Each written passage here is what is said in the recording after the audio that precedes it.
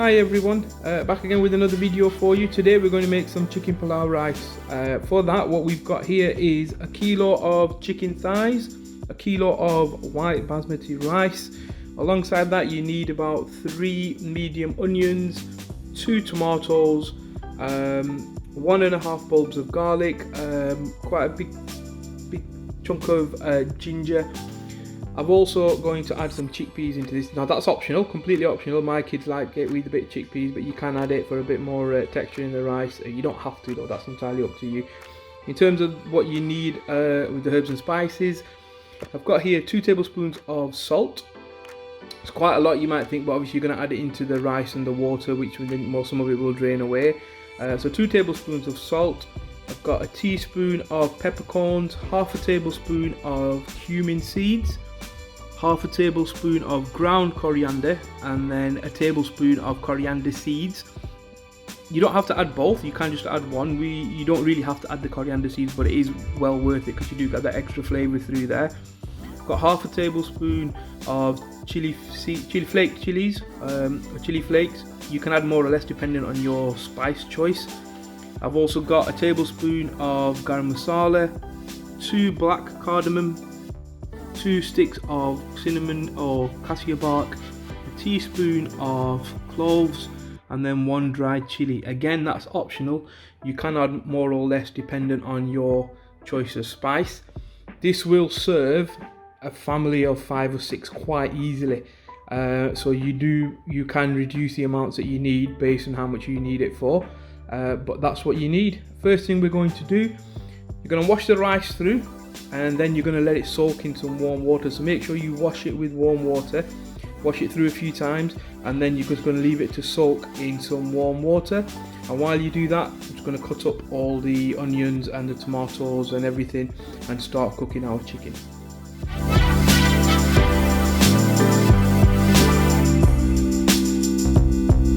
Okay, so wash the rice through, and then I've just left it to soak in some warm water. Now that's going to soak for about half an hour. In the meantime, while it's soaking, I've got my pan on with the oil in. I've got using quite a big pan obviously because we've got quite a lot of rice. The oil's nice and warm, and then I've just got the onions that I've cut through that are now going to just be put in, and we're going to let it brown. So it's important to put the onions in first so they can brown. Okay. So onions are going to brown through, and then once the onions are brown, we're going to add all the other ingredients, the tomatoes, the ginger and the garlic. Okay, so while the onions are browning away, I've just peeled all the garlic and the ginger, put it in a mini food processor, added a splash of water, and we're going to kind of grind it up into a paste.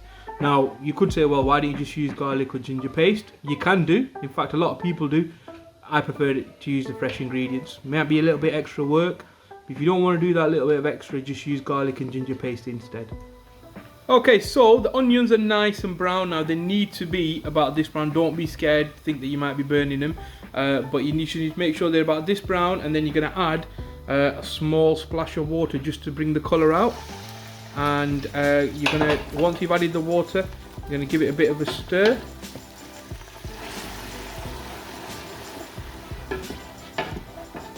Okay, and then you're going to add the ginger paste that I've got here. So this is the paste that I've made with the fresh garlic and ginger. You're going to add that in. Right, so I've added the garlic and ginger paste and the tomatoes. Put it back on the heat. I'm just going to let it cook through a little bit. As you can see, they added the water. It's mushed up the onions a little bit, but it's brought that brown colour out as well. Okay, so you're going to leave that for a few minutes before you add your chicken. Okay, so it's been about 5 minutes, and as you can see that the oil is beginning to separate. So what you're going to do now is you're going to add in all your ingredients. So all the chicken and the herbs and spices and everything, just add them all in and give it a good stir and give it about 5 minutes. So it's been about 3 or 4 minutes and the chicken's releasing its water now. Now's the perfect time to add in your chickpeas. Again, like I said, these are optional, but just add in your chickpeas now and give it a good stir. Okay, so you can see that it's come along quite nicely now. The chicken's beginning to whiten. It's released a bit of moisture. The oil's beginning to separate.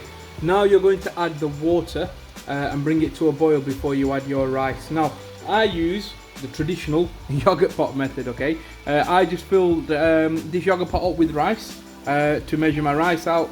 And the rule is for the rice that I make is 1.5 parts of water for every 1 part of rice. Okay, so I had 2 of these filled for the rice. So I'm going to fill up this 3 times with water, put the water in and bring it to a boil. Okay, so I've added my water and now I'm just going to bring it up to a boil. So you've got to wait till it comes up to a boil. Now let it cook through, give it the odd stir. But the rule is, so like I said, this is what I put my rice in with. So you use the same container, the same way of measuring it, and it's 1.5 parts of water for every 1 part of rice. Okay, so water's in, giving it a bit of a stir. Now I'm going to let it come up to a boil. Okay, now we get to the important bit, or the more technical bit. So the water's come to a boil. While it was boiling, I've already drained the rice and given it a few minutes to drain. So what you're going to do now is you're going to add the rice, and then we're going to steam the rice. So I've got a damp cloth that I've just put over the lid. Okay, quite tight fit over the lid. So I've just make sure the dishcloth is, or the tea towel is damp. Okay, and then what you do is once you put your rice in, you're going to put it over and you're going to give it a chance to steam. Okay, now what you do is when you put it on steam, you've got to make sure you turn the heat down to a really low simmer. Okay, and let the rice steam through and cook everything through.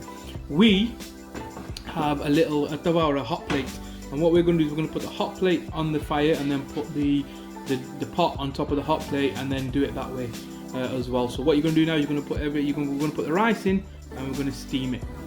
Right, so the rice has gone in and we're just going to wait for the water just to start boiling again. Now a word of warning, don't stir it too much once the rice is in, otherwise the rice breaks up. Okay, so it's coming to a bit of a boil and you just give it a nice light stir through, and then once it comes up to a boil, you put your lid on. Okay, so you can see that I've had it on the boil. It's been bubbling away now for about 5 minutes. We've heated the hot plate up and now we're just going to start steaming it. So you put your lid back on with the damp tea towel. You put that on top, and then you turn the heat down right low, or put it on top of a hot plate and turn the heat down low. Okay, so heat's down on a really low heat. Hot plate with the pot on top of the hot plate and the tea towel on top, letting the rice steam. You're going to do this for about 20 to 25 minutes. Massively important, you're not always constantly taking the lid off. Leave the lid on for at least 20 minutes and then check once to see what your rice is like, and if you need, you can add a bit more time then. Okay, so it's been about 25 minutes, and a good indicator of when it's ready is you'll begin to see the steam escaping from the sides and around the lid. It's a bit difficult to catch on camera, but you can see in certain areas that the steam is beginning to come out of the sides, and that's a good indication that the rice is ready. Okay, so we're just going to take the lid off and have a look, and you can see there, nice and ready, nice and fluffy and soft. Give it a bit of a check, take a spoonful. If it doesn't feel right, turn it up just for a few more minutes, but that looks done to me. Okay, so there you have it, chicken palau done. Nice to eat with a bit of salad and just a bit of yogurt. Very basic yogurt recipe, just natural yogurt with salt and pepper, a bit of salad on top of your rice. That's chicken palau done. Nice, easy way of enjoying and bringing in the new year. Thanks for watching. Make sure you like and subscribe. Any questions or anything you want to know, drop me a message in the comments.